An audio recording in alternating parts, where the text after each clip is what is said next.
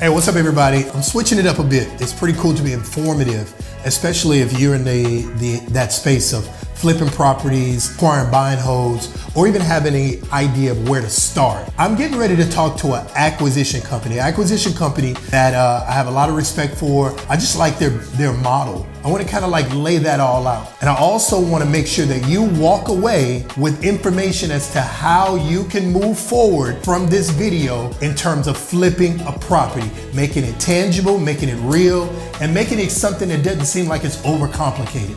But before we do anything else, if you like this video, I want you to subscribe, I want you to like it, I want you to share it, because we're getting ready to lay some things out for you right now that's going to be a blessing for your life. All right, here we go.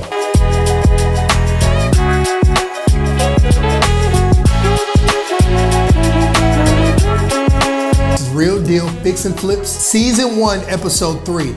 And we're talking to an acquisition company. This is my boy, Kevin Barnes, man, Kevin Barnes. But I met him a few years back. He and I have nurtured a relationship, I wanna say going on 3 years now. But Kevin, I want you to just kind of share a little bit about yourself, man, how you even got into business and net worth realty. Let's talk about what you guys do and how you guys add value to this whole space, acquiring properties, flipping properties. What is it that you actually do? But if you can just kind of start off with who you are and then segue into what you do, man. Okay, I'm Kevin Barnes. I'm a senior acquisition associate for Net Worth. Net Worth was born out of another firm, but we started in 2008. The previous firm was around in the 90s. I started here in 2003 in the Houston market. What we are basically is a one-stop shop for investors. So we help them find properties. We give them advice on exit strategies. We help them with resources in terms of putting those properties back together, whether it be in terms of a rent-ready scenario or if they want to get into quality of flipping, we can provide them resources to do that. And lastly, we provide them resources to fund their house. So if they don't have 200 grand sitting around, they want to use all in one property, we can help them simplify getting into a loan, and a loan that's a lot easier to get into than one of your traditional lenders, that they can move fast and gives them the ability to not only purchase the house, but also rehab the property. I think I was really attracted to the whole thing with you being a one-stop shop. Like when we're trying to break down how we're gonna approach something, we sometimes have to compartmentalize. All right, I gotta go get this from this, I gotta do this from this, right, and then I gotta make it all work. And that sometimes can be a bit stressful to people, right? I love the fact that you guys are a one-stop shop. I can find a property with you, right? You can help me determine how to even acquire the capital to get it, right? Right. And then you could actually, it sounds like you said you could even kind of navigate the consulting piece of it. That's right. Right? Okay, so I came out to Kevin, I was very new in real estate, and I wanted to do this. I wanted to get in front of Kevin, love on his organization so that I can in turn get a relationship with investors, right? Real estate agents, that's a plug. I'm giving you that for free. You hear that? So listen, I wanted to get in front of Kevin, but what I found out, it was a whole nother world that I was not aware of. If you can walk me through this piece, I am now purchasing properties from Net Worth. You and I, we've done deals together, right? We've done off-market deals. You've introduced me to investors and I've listed their house. You in turn will call me and say, hey man, I got this for you. And then it goes the other way. Right. Hey Kevin, I found this. Yep. Can we add some money on top of the deal, right? So we've worked all of that out. But I think the nuts and bolts that I really discovered about you guys is just the whole wholesaling side of it. The fact that you can provide off-market properties for a lot less that are going for retail, where an investor can go ahead and add profit to it by rehabbing it and turning it around for the after repair value, which we call ARV. I hate when people give acronyms and they don't tell what it really is. But if you could just kind of really share, man, like what is it that sets you guys apart? If I wanted to just look for a house, why Net Worth? Like why you guys? I would say in one word, honesty. So that's a big thing in this industry. There are a lot of guys out here who are not interested in what you make on the bottom line. All they're interested in is, hey, I got this property. This is what I'm telling you the numbers are without much diligence there. And you have a person that's new that may not have the resources to dig into exactly what it's going to take to put that house back together, or to tell you exactly what it's worth. And they're taking some person's word for it, and they invest their life savings and lose. So what we do is we give you a real snapshot of what we know the property will sell for, and we give you to the best of our resources. And then we're talking an average of the people that we use. Everybody's going to pay different amounts for paint. Everybody's going to pay different amounts for flooring. But based on what an industry average is, we'll give you a good idea of what it costs to put that property back together. That way it comes down to how much profit are you comfortable making. Right. That's really what it boils down to. Right. You can't lose, but how much are you comfortable with making? Right. Two things I want to touch on just really quick. One, I love the honesty side of it. Two, in your experience, and y'all take note, this is important. In your experience, where have you seen guys fail? Just a couple of the things. Yeah. Because if you can say these guys from taking that class, where have you seen investors fail? Two big things. Number one, the resource to put the house back together. So the contractor piece is very important. So there are a lot of contractors in the marketplace that are maybe reputable to some degree, but they're asking for 50% down or 20 grand off the top. And some of these guys are using that money to finish other jobs. No doubt. They're using that money to pay their bills before they even touch your house. So if I were, that's probably the biggest resource. You gotta have a contractor you can trust. Kimmy, that's happened to me, bro. I literally had somebody, I gave him 40K for a job, but my man ran out of money. I said, how you run out of money? Well, what happens is if you're not managing these contractors or if your selection process is not like really finite when choosing somebody, they will potentially take money and transport it to other jobs. And you'll find out that you're short. So I appreciate you sharing that because I actually experienced that. What's another? It's happened to you too? Yeah, it happened to me 15 years ago. Bro, no lie, this is happening still. Yeah, it still happens. So we have to do. Is there a way to avoid it? Sure, you get contractors other people have used. You get contractors that people know that they can refer you to that have done plenty of jobs. And most times, this is somebody that maybe does a job here and there. They don't care about their name being mush. They don't care about that. But somebody that's actively doing a lot of investor deals, they don't want their name to be ruined because this is their livelihood. They want to keep doing that. That's one way you can avoid it. The second thing is don't give them 50% up front. Don't. Yeah, if you need to give them some money for materials to start the job, that's totally understandable. And then you can give them, just like draws are given, you can give them money weekly as they complete things. But that's the most solid piece of advice I'll give. So, okay, for example, let's break it down. You got a subcontractor, right? Depending on how big the project is, you may have a GC that runs all the subs, right? Sure. And I'm trying to break it down so That'll people. get you in trouble. The GC part of it won't get you in trouble. The GC part of it will get you in trouble. Yes, it will. So what in your opinion, if I got a project and I've never done this before, what's the best route? So you can get a GC. I'm just saying a GC that you can look at and you have tangible resources and referrals on. You can look at him and say, okay, he's done 50 jobs this year. I know he's not my 30 grand doesn't mean anything to him. You get what I'm saying? Yeah. But my repeat 30 grand or 40 grand or 50 grand will mean something to him. This one job doesn't mean anything, so he's probably not gonna walk with this money. Okay. But if you have the resources and the time to actually sub it out yourself, that means to go find somebody to do the paint, somebody to do the floor, and that's gonna take more hands-on. That's the best way of doing it because there's, number one, there's no upcharge, and number two, that person can only hit you for so much money. You're not gonna lose 20 grand or something putting carpet in.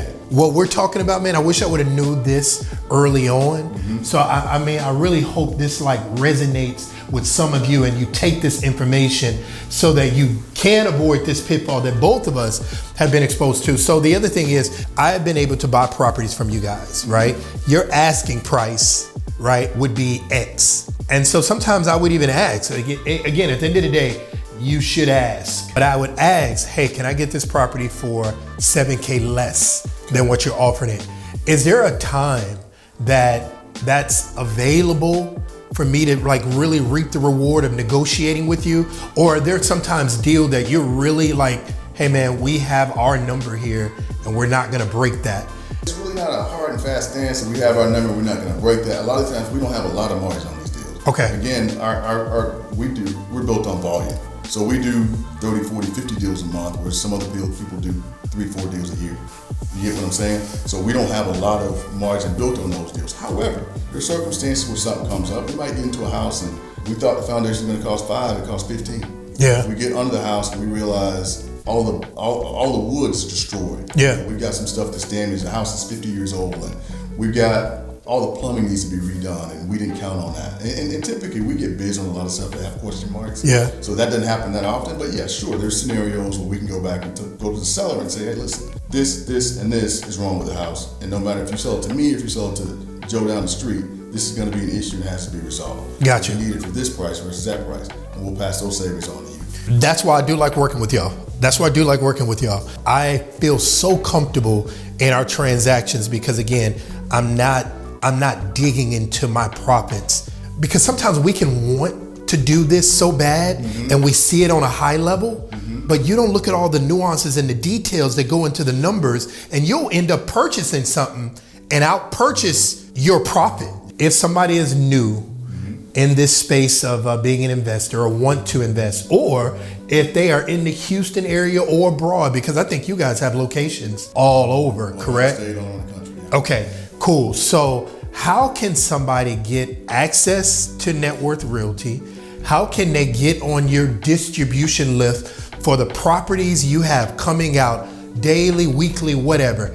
How can they make that connection? They can call into our office, they can call me directly.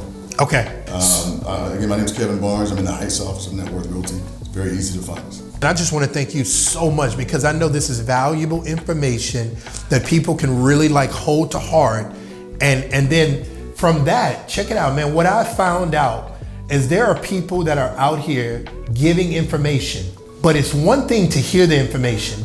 It's another to like convert to it and let it like nurture, you know, how you can really get through this stuff. So I hope all that we've shared, you guys kind of can go back, maybe go back to the video, take notes on what you heard, because I would rather you again be better than we were as investors, avoid certain pitfalls that we had, and avoid certain classes that we took. The whole goal about this is for you to be the best investor that you could possibly be, but you need all the right information to do it. So the one thing I'll add is you don't necessarily have to buy property from me, but you want to buy property from somebody that has integrity. I've seen a lot of investors anxious to get into the market, and they buy the first deal they're presented with, or a deal that they really haven't dug into properly. And they call me back 6 months later saying, man, I should have waited. I'm into this deal. This guy told me it was worth X amount. They were comparing it to a neighborhood 6 blocks away, and it's not the same neighborhood. These are different pockets. Or they got into something trusting somebody's rehab estimate. Somebody gives them a bid. Hey, this is a bid my guy gave me. And it's not a real bid. And they get into this house thinking I can do it for 40, and it takes 85. Right. And then there's something. Right. There's no profit left. And they're wondering, how am I going to get out of this thing? So my word of advice would be, buy from somebody with integrity. KB, I did like this because, man, that's actually you hit the head with that. I think there's this anxiousness to get into it, to either see the money or to be a part of the process, or to either just say, man, I'm glad that I even crossed this threshold and now I'm on this side. Where again, you miss those details, or that information has been given to you and it's wrong information, right? I have heard more guys say, oh, I lost X in my first deal, than it hadn't been communicated enough. Oh yeah, because of So on your first deal, if you can break even and learn, you've done good. Most of the times, if you do it right, you're gonna do more better than break even. Right. But there's some pitfalls we can all talk about, like you said, under budgeting the rehab. Another thing that people do, this is a big one, is they're in a hard money loan. They're paying monthly notes on that. They get into a house and we say, okay, the house is worth, and I'm not just saying this happens to me, it happens to everybody. We say the house is worth $350. Well, the investor gets the job done and they're finished, and they say, oh man, we did a great job on this. We're gonna put it out at $400. And guess what happens? They list it for $400. Nothing. Drop it to $390. Nothing. Drop it to $375. Nothing. They get all the way back down to what we said the properties originally were, and they've been in the house now 6 months. And then they finally sell it. What have you gained? Nothing. If you paid more interest, probably more insurance than you should have, if you just got in that property and got out of it quickly. The key to this is speed and time. Guys, that's so important what Kevin just said right there. That happens more than often. You end up appreciating what you did for the work, and you go past the value in terms of the data for the comps that says this is what you should list it for. Because people fall in love with what they did and they overestimate it, and before you know it, you are sitting on that property 4, 5, 6, 7 months making those interest payments on a hard money loan, and you would have lost. So it's better. I love that what you just said, man, for real. And move on to the next video. Bro, I'm out. We're done. I'm out. I'm gone. Kevin, I'm out on that.